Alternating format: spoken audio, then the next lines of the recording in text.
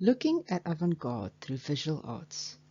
You might have heard this word in reference to art, music, politics, or ideas, but what does it actually mean? The term is somewhat ubiquitous. The French socialist theorist Henri de Saint-Simon posited this idea that artists, industrialists, and scientists were the leaders of a new society.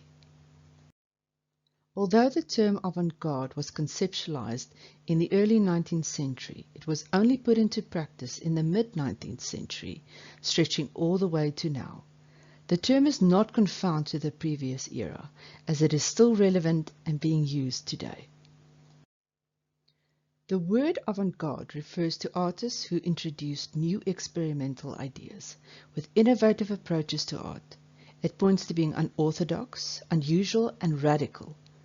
The term avant-garde consolidates the action behind it, which is the deconstruction of the how, in order to revise the what. The what is painting, sculpture, and works of art. The how is how paint is applied, how materials can become sculptures, how a shift in perspective can start a movement, and how color and light can tell a story. Avant-garde is derived from the French word Advance-garde, a military term that describes a regiment that would move ahead of the unit to explore strategies and opportunities to advance towards victory. This was in reaction to the short-lived French Revolution in 1848, but the concept resulted in a revolution in art. Why a military reference? Avant-gardism was forceful. It stood for progress as a result of a rebellion against the entrenched establishment.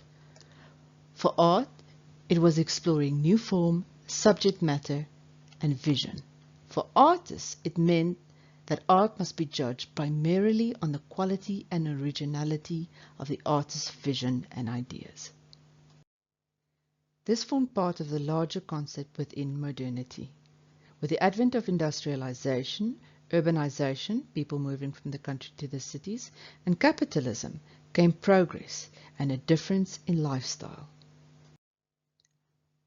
Modernism as a movement was birthed out of modernity and was a utopian vision of human life and society, a belief in progress and moving forward with the aid of capitalism and industrialization. Money and machine were seen as agents of change. Avant-garde was a movement away from academics and art, which was classical and neoclassical artistic values, as is illustrated in Jacques-Louis David's Oath of Horace. Academic art was experienced as conservative and authoritative, as it controlled what people valued. Themes of artworks were subservient to literature, depicting grand, historic, and religious or mythological narratives. Avant-garde was a movement towards a democracy in art, a term first used by Gustave Courbet. His realism is considered to be the first avant-garde movement because it distills the zeitgeist of the era. In a desperate man, he paints only what he sees, rejecting the academic conventions of the previous generation of visual artists. He is an innovator, visualizing bold social statements in his works. I would attribute another first to his name, that of visual activist. How to look at avant-garde artworks. In an experiment in criticism, C.S. Lewis writes, "The first demand any art makes upon us is surrender. When we encounter art, we should look, listen, receive." The avant-garde as a movement originated under modernism, and modernism can be seen, along with the avant-garde, as multiple reactions of revolts in the form of art movements. There are 5 main characteristics that can be attributed to the avant-garde. Let's have a look at them. The first is experimentation. We'll consider Edouard Monet's Luncheon on the Grass. There is an attention to the conventions of painting. All the conventions of painting are colliding with one another. He's thinking of painting as an act, not a finished product. There are spatial problems. It lacks depth and the lighting is too stark. It is an intentional mess.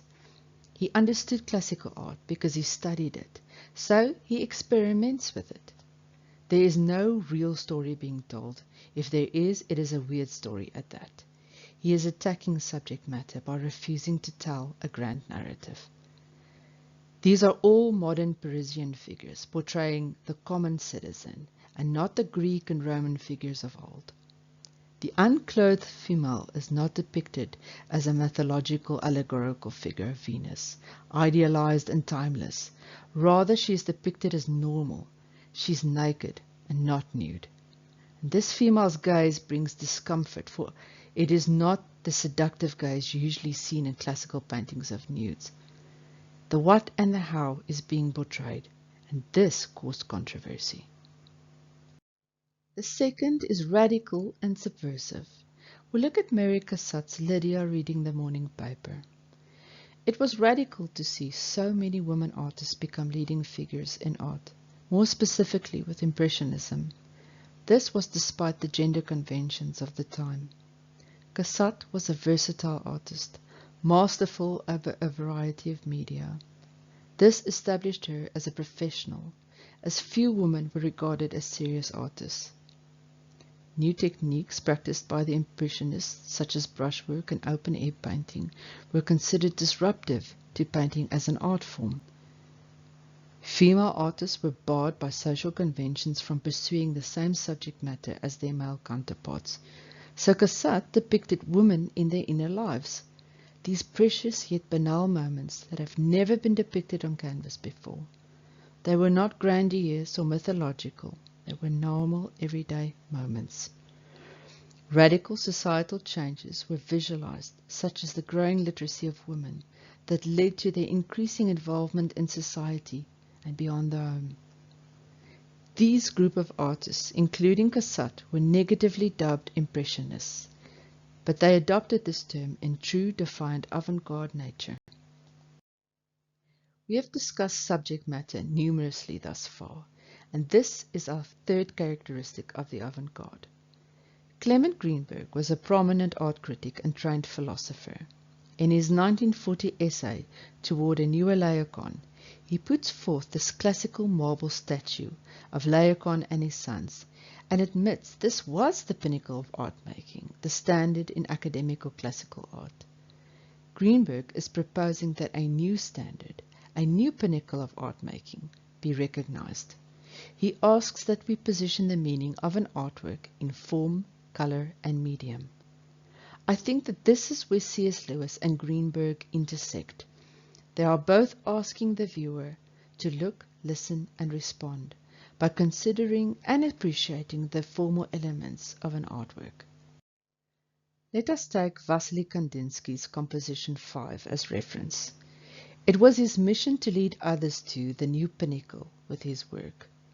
The artist downplays subject matter and ceases to attribute meaning to pictures of grand historic narratives. He rather emphasizes medium, form, and color in his abstract arrangements. The request was to remove subject matter. What is being pictured, and what remains is the content, the form and color. Herein lies the meaning of the artwork. Kandinsky, along with Greenberg and others, believe that meaning is located in the content of the painting, that these elements can also tell a story, and that every viewer's story will differ from the next. Kandinsky believed that the physical and sensorial power of his medium afforded him, and others like him, unlimited freedom. The fourth characteristic is abstraction. This was the intentional confrontation of traditional schools of thought in art and can be identified in two main art movements, Cubism and Surrealism. Cubism rejected traditional techniques of perspective and foreshortening. Marcel Duchamp's New Descending a Staircase abstracts what is pictured by using multiple and contrasting vantage points. Can you see the nude in this work? It is a nude in motion. Duchamp creates an animation, if you will, on two-dimensional canvas. Artists such as Duchamp, Picasso, and Braque took inspiration from different sources, non-Western sources such as African primitive art. These works were a shift in perspective, looking at object, medium, and art from a different point of view. A nude has never been depicted in this way before. Surrealism challenged both the artist and the viewer's concept of reality. What was real? The horrors of war and institutions were a cause for escape. The irrational and subconscious mind was explored with the psychoanalytical writings of Sigmund Freud.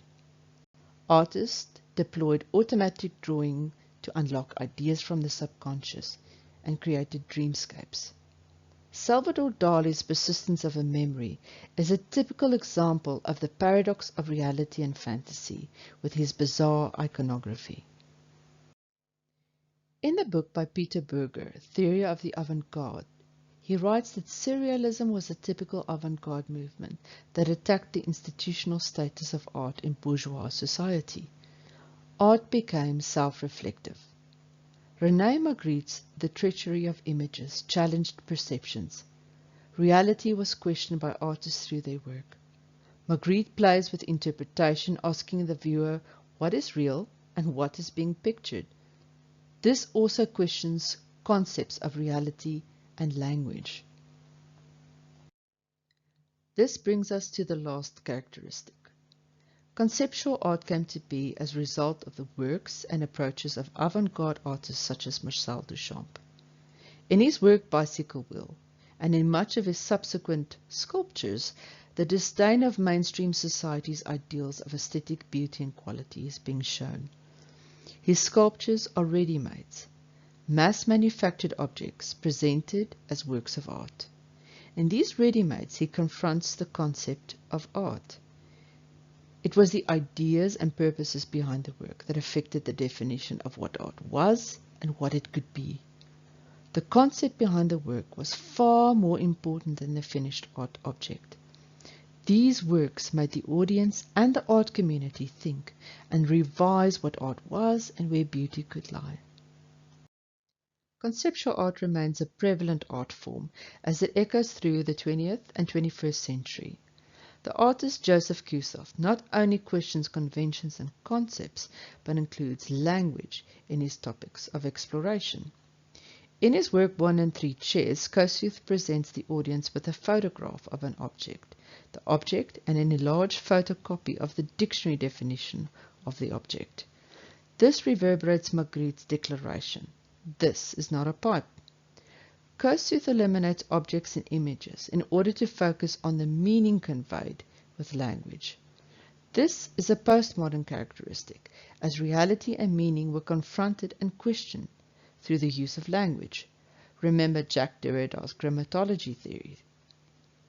The avant-garde practices bled into the postmodern age. The viewer is confronted with reality. Which of the representations are real? Are all of them real? Are none of them real? This work makes the audience think. Thinking about representations of life, art, power, religion, and culture was an important factor in the practices of the avant-garde. Everything needed to be questioned and evaluated. Let's recap. The characteristics of the avant-garde can be summed up in one painting, Pablo Picasso's Guernica. Avant-garde was all about pushing boundaries. Artists broke away from the idea of idealized beauty and were on the forefront of new ideas and portrayals of life and society. C.S. Lewis asks us to surrender to art, and Greenberg writes that form, color, texture, and medium can tell a story. The most important characteristics of the avant-garde were experimentation in classical artistic methods, such as brushstrokes, perspective, and depth, to create new styles of art. Radical disruption resulted in new narratives being visualized in works by artists, like the private moments of women never thought of as worthy to be depicted in art, as with Cassat's work, and the horrors of war, not the heroes, as in Guernica. Subject matter is what Greenberg proclaimed required a shift in meaning. The shift was from what is being pictured to how it was being pictured. New standards in art were required for modern times. Abstraction allowed inspiration from non-Western influences such as the continent of Africa. It also allowed the exploration of the subconscious in order to challenge reality. Conceptual art asks, what is art and what makes something an artwork? This challenged the artistic process, as the emphasis was on the idea behind the work, not the work itself. This discussion on the avant-garde has been from a modern perspective, as it is in this era that avant-gardism manifested itself. Postmodernism adopted these characteristics and added irony, pastiche, and nihilism. It accompanied the modern thought of advancing from tradition and improving production with industrial methods. Modern artistic movements birthed from the avant-garde thought were Impressionism, Dada, Cubism, Surrealism, Expressionism, Abstract Expressionism, Pop art, and Minimalism.